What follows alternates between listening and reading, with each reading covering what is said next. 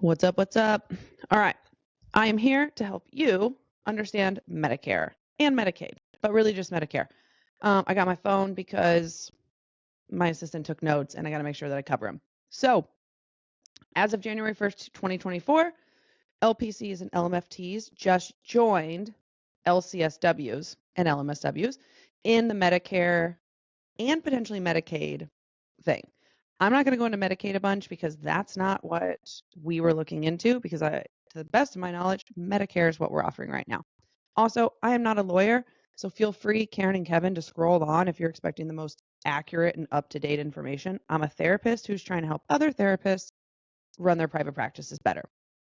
So, Medicare, easy way to remember, E on the end is for elderly. So that's for 65 and above. Medicaid, the D on the end is for like disability. So anybody could be on Medicaid. Medicare is only for people 65 and above. If you're 65 and above and have a disability, then you can be on Medicare and Medicaid. So that's the difference. We're talking about Medicare. So if you take insurance, you need to opt in or opt out. Again, remember, I'm not a lawyer. I'm doing my best here. I don't take insurance.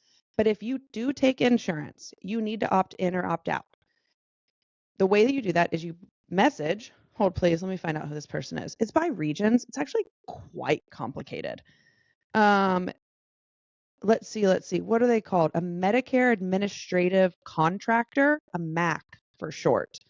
In order to opt out or opt in, you need to find the affidavit for your MAC, and then you need to send it to your MAC. So I'm going to put some links in the YouTube newsletter blog thing that this is posted on because every state and region has a different one. There's technically one going around all the Facebook groups and the ethical sites that is universal.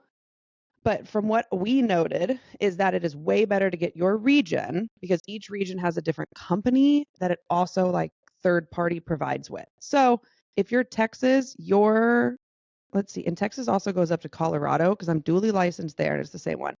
It is Novitas Solution.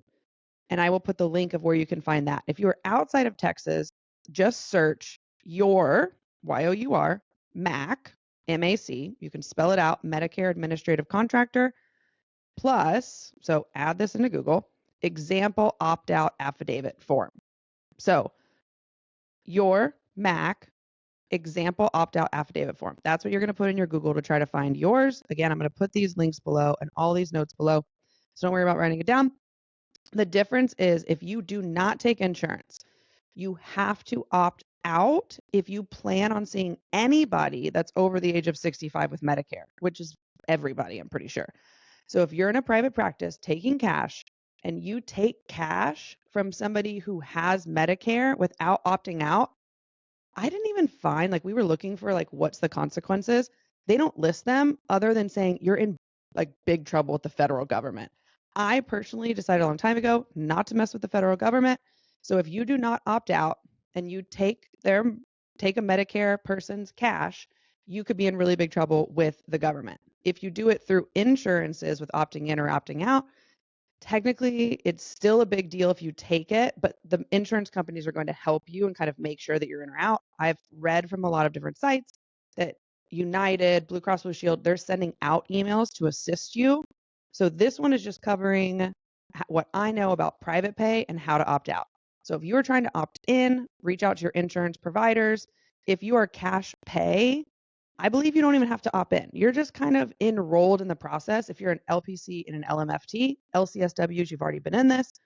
And when you fill out the form, at least for Texas, the way that it's written, you can't put therapist, psychologist, whatever those things are. You have to put mental health counselor. Do not skip one of those words. I put counselor, I think, or mental health therapist, and it got rejected. And it was saying that I don't have the privilege of opting out. Because a lot of people like chiropractors and other medical providers, they cannot opt out. They have to take Medicare. But mental health counselors have the ability to opt out. So put the words mental health counselors, not your credentials, not your license, mental health counselors. Email it into your people. So far, if you get rejected, it comes back in like a week or two because I've been rejected quite a few times. So I've done all the work for you. If it gets approved, I haven't heard from them in a few weeks. So I have a feeling my last round was approved, but don't worry about the approval thing. Just keep a copy of what you sent in and even a printout of the email. Put it in a computer file or a regular file, Karen. That way, if they ever come for you, you can show them that you did it. So if you hear somebody saying, I'm an LCSW and I've never opted out, or I'm LPC, I don't want to deal with it, but I'm not opting out, let them see this video. Excuse me, I burped. Because if you do not, then you can be in big trouble. Not doing anything and not knowing, you cannot plead the fifth when it comes to your licensing board and the federal government with this. So opt in, opt out, do nothing, up to you, but now you know. All right, I forgot 2 points. This is why my girl wrote this down and I still forgot it. So if you choose to opt out, you will be unable to bill Medicare for 2 years. So that's kind of the big thing and why some people are choosing to wait, which we're past the January 1st deadline. So you need to hop on this. But why some people are doing it, there is a lot of red bureaucratic tape for if you do bill Medicare. I'm not going into it because I'm not messing with it. I'm opting out. But if you do opt out, you cannot change your mind for 2 years. Then the other big point is after your 2-year opt-out period, we'll start from the date listed on your affidavit. So like we sent ours in early on, I think like December 15th, but we dated it for January 1st. So the date that you list on your affidavit, even if you're sending it in late, list January 1st, and your opt-out status will automatically renew at the end of 2 years. This is important because if you want to opt out 2 years, then let it renew, you can never opt back in is what I got. Again, I am not a lawyer. Call somebody, ask somebody. But if you opt out and then 4 years from now change your mind, I don't think you can opt back in. So you do need to actually like talk to your lawyer, talk to people and make sure this is a decision you want. Or you have the choice between the 2 years, but do not forget to unrenew because it will be automatic. So basically, this is their way of keeping you accountable. They don't want you to just opt out, and then change your mind. So they're trying to get us to opt in. Fair, love it, by making it so you can't change your mind later. You must contact your Medicare Administrative Contractor at least 30 days prior to the next 2 years starting if you want to opt out.